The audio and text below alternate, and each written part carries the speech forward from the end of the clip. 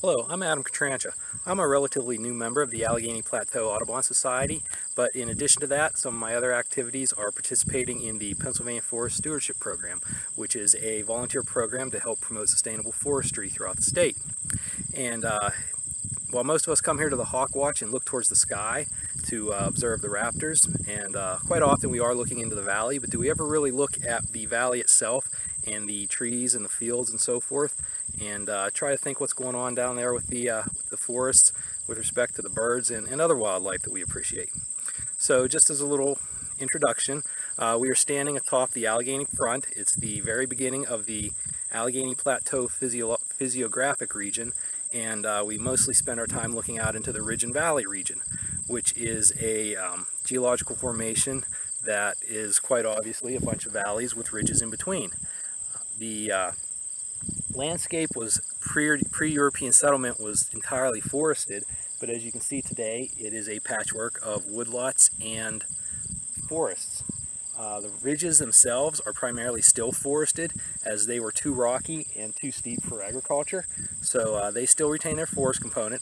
However, the valleys, as you know, are somewhat more agriculturally developed, along with the sporadic settlements, residential buildings, and road and utility corridors. Looking at the forest we have down there, for the most part, it kind of looks rather uniform, but in blocks that are separated by the fields and the roads. And some of the things about those blocks that we want to talk about are that even though we see forest today around the late 1800s or early 1900s, the entire state of Pennsylvania was clear-cut. And the forest we have today is somewhat different than what was the original forests that were clear-cut at the time. One thing that we'll notice is it is mostly deciduous trees. There isn't much of a conifer component anymore. After the early clear-cuts, forest fires were at times promoted, sometimes they were accidental, but they really removed the conifer component and allowed the deciduous trees, primarily hardwoods and oaks, to take over a lot of the forest we're looking at today.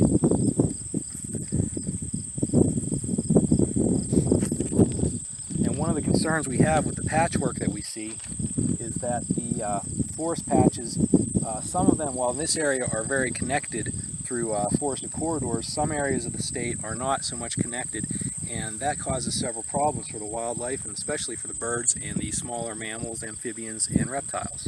There are birds out there that require a certain edge distance, a certain edge effect from the forest edges in order to nest and mate. And if we look out there, you can see we have some areas that are pretty large, but if a bird requires 1,000 or 1,500 feet in all directions to an edge of the forest, we may not have that in the entire valley there. Other things to think about are with the salamanders, toads, reptiles, snakes, turtles. If they have to move around, they would have to cross fields or roads again, so there's a lot of discontinuity. So the forest fragmentation also leads to a reduction in genetic diversity because the individuals cannot move about the woodlots or move to different areas and expand their range. Likewise, with changing conditions, whether it be from climate change or vegetation change or maturing forests, they're unable to move if they have to find the desired habitat for sustaining their populations.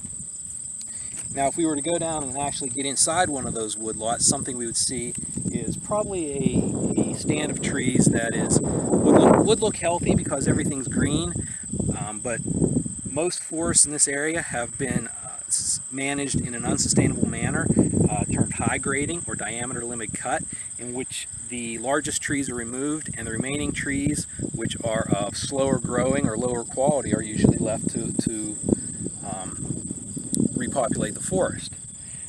The analogy we often use is that a rancher would not butcher his prize bull. He would keep that bull for breeding stock. Even though it takes much longer to regenerate a forest, it's the same concept. We would like to keep some of the larger, healthier, stronger trees in the forest to produce the seeds and acorns and berries for the next generation of forest. But due to the desire to make a profit off the forest, most likely, and short-sightedness, many landowners choose to harvest the best trees, retaining the genetically inferior stock.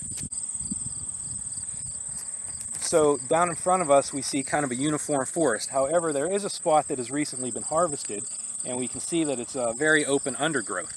The lack of an understory and shrub layer and herbaceous layer is a problem in the forest also. It takes away from the genetic diversity and the species diversity, which is a direct influence to the lack of wildlife as well. However, in this area that looks like it was recently harvested, it appears to be managed. It looks like the remaining trees are somewhat evenly distributed across the site, and it may be a shelterwood harvest. It looks like the crowns on the trees are relatively healthy. So we're hoping, I guess, that the property owner had the foresight to retain some of the better trees and try to propagate the next generation from those trees. If we look around the forest area now, you will see a lot of the agricultural fields. And a lot of the folks come here and enjoy looking down there and seeing the patchwork, the quilt work of forests and fields. But the agricultural fields are somewhat detrimental to wildlife. Aside from just taking away from the forest, they again affect the continuity of the forest and the ability of wildlife, some wildlife, to move. But they also are very intense agricultural practices which have eliminated the weeds and shrubs and herbaceous layer in those areas. Prior to the highly mechanized farming of today, the forests were surrounded by shrub and brush layer, and there were weeds in the fields. With today's application of herbicides, all those weeds are no longer there, and milkweed with association to the monarch butterfly is the predominant one that comes to mind, but there are many others that support insects and the birds, and the shrubs that would normally be around the fields are not there for habitat or for nesting or for, again, mammals or smaller animals. If we look to the farther out in the valley, we'll see the orchards, which are also a very highly intense agricultural operation, and their application of herbicides and also pesticides also affect the surrounding area.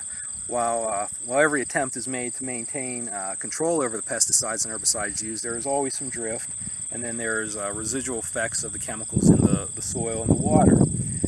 Additionally, the elimination of those, again, weeds, whether they be in the fields or in the orchards or around the fields, as well as the insects, are detrimental to the animals and the birds that would, again, use them as food. The insects and the smaller animals that would use those shrub layers and herbaceous layers are the foundation of the food chain.